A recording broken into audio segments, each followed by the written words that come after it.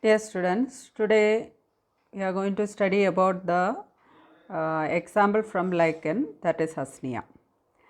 Coming to its systematic position, that is class lichens, subclass ascolichens, type fruticose lichen. So coming to the slides, first we will discuss about the structure of the thallus. So this Asnia is coming under fruticose lichen. Already we discussed when we are discussing with the systematic position. So it has a cylindrical to ribbon like or much branched thallus. So normally it is found to attach to the trunks of the trees by rhizode like outgrowths. And from this figure itself we can see this, it's an upright position. So normally it is a pendant type. So at last portion it is there we can see some rhizode like portions, and it is meant for the attachment, and it is called as rhizines. It is called as rhizines. So you can expect one more question from this, what is rhizines. So the plant grows erect or pendant. Sometimes some species is erect types, and normally Asnia is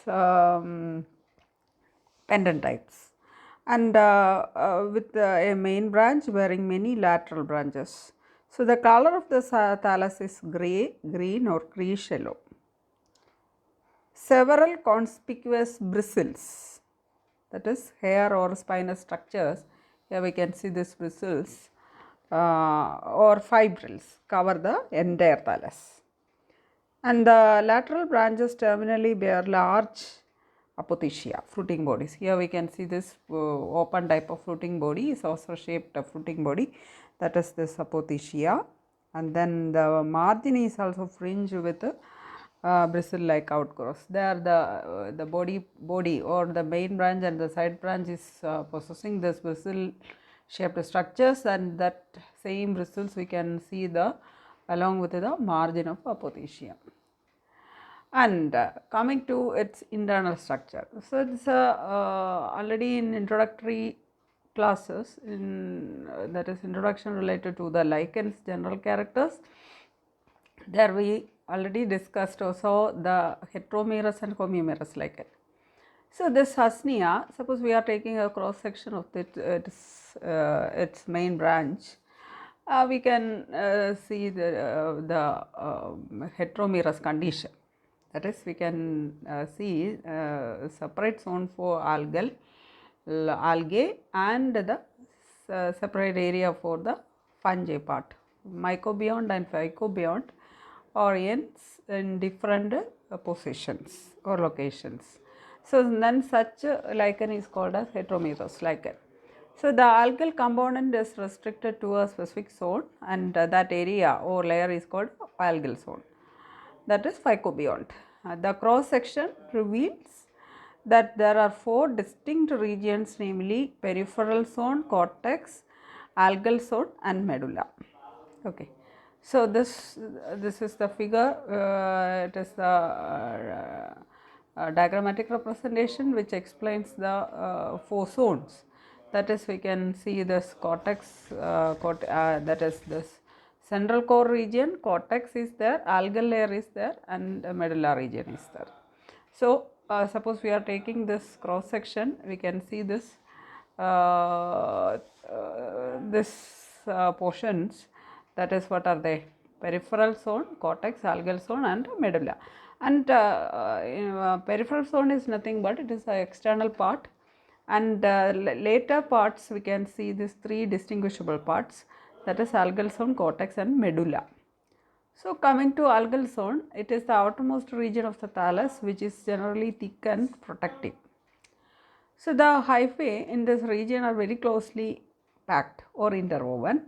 So the spaces among these hyphae are filled with mucilaginous substances also. And coming to cortex, cortex is broad zone where the hyphae are loosely packed. Okay, loosely packed with much intercellular spaces. Then medulla region, it is actually the central portion, medulla, and central portion and central core of the thallus hyphae are closely interwoven, forming pseudoparenchymatous thallus. Okay. And next directly we can discuss or explain the reproductory mechanisms, and here two methods of reproduction, that is vegetative reproduction and sexual reproduction. So in some other species of algae we can see a sexual reproduction also, but here in Asnia we can see two kinds of reproduction, that is vegetative reproduction and sexual reproduction. So coming under vegetative reproduction, we can see the common method is fragmentation. So it's fragmentation is very common for fungus, that is due to death and decay of the older parts of the thallus produce smaller pieces, and these smaller bits or fragments can grow and form a new species. Okay. So sometimes the broken pieces or fragments develop into new thallus, provided condition both the algal and fungal compounds. So that small piece is with this both algal and fungal components, so it very well normally grows to a new thallus. And the second one is by Sorridia. Already we studied what is this Sorridia. So it is the most common method of vegetative reproduction in Asnia, and these are small protuberances produced on the upper surface of the thallus, and these small protuberances is with it normally holds a single algal cell and a few fungal hyphae. Okay.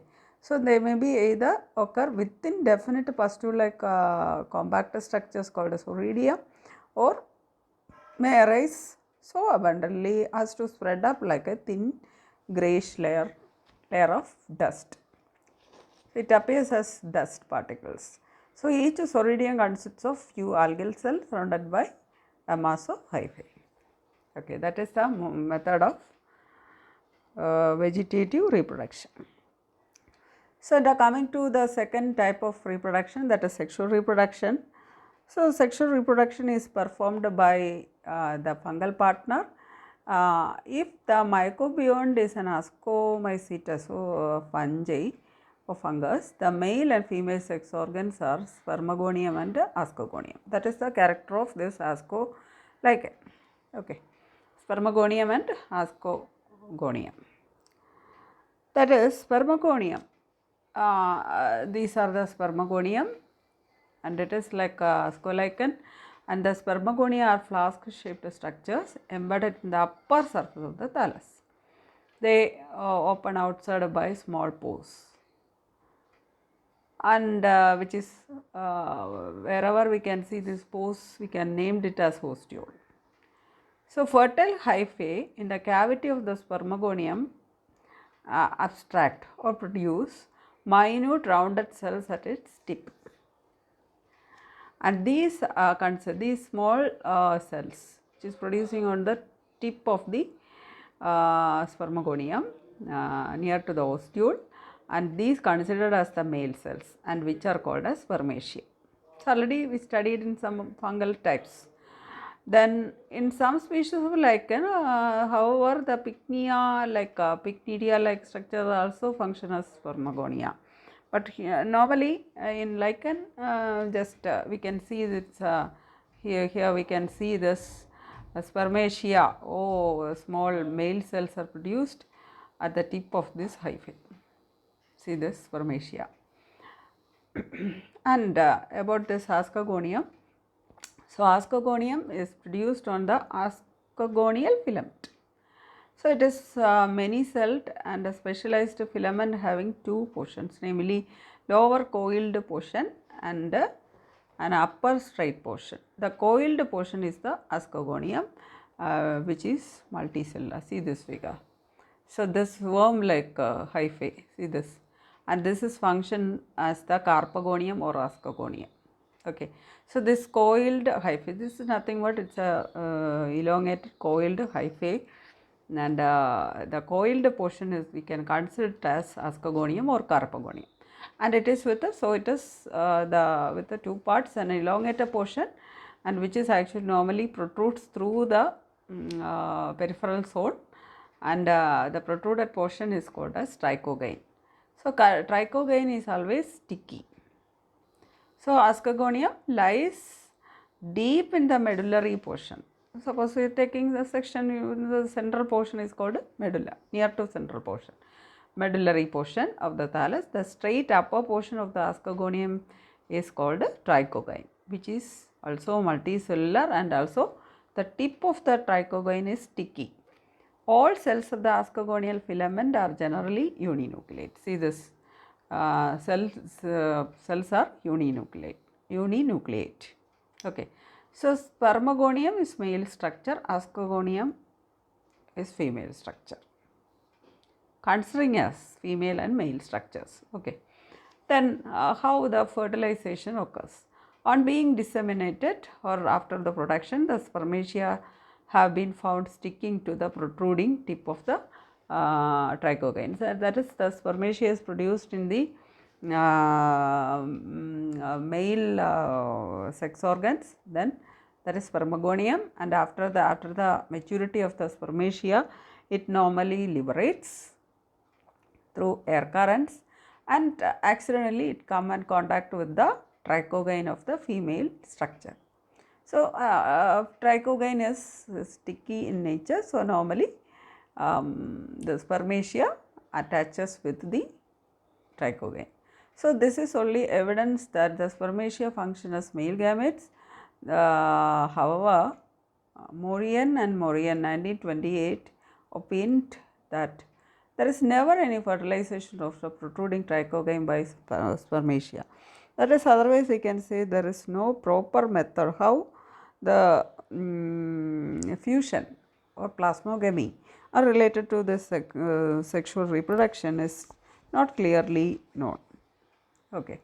So anyway, after fertilization, trichogyne withers.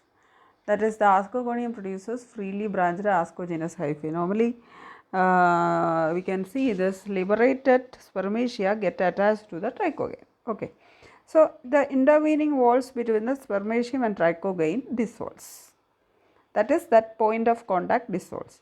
The nucleus of the spermatium passes into the ascogonium. Then this is followed by dikaryoticization or pairing of the two nuclei. So the dikaryote divides by conjugate divisions, and the cells of the ascogonium become diploidized. Okay. And at this time what happens? There is no use of this trichogyne again.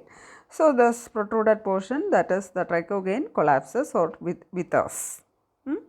So the then what happens? The ascogonium produces freely branched ascogenous.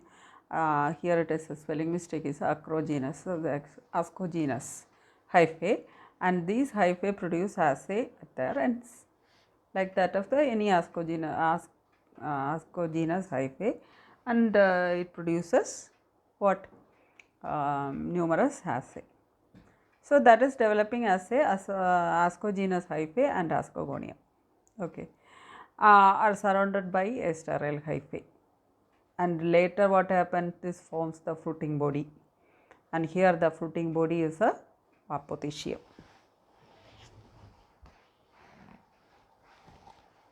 Fruiting body is a apothecium. So you can expect a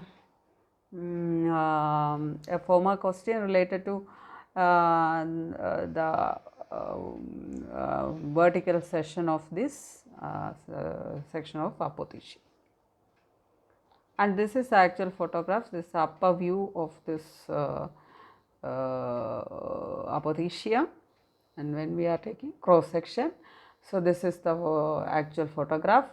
Here we can see the assay are there, that the slightly green color part is assay or ascus, and hymenium, subhymenium, and all these are, we can see here, this is a diagram, and this hymenial portion, that is the fertile region, there we can see the assay, and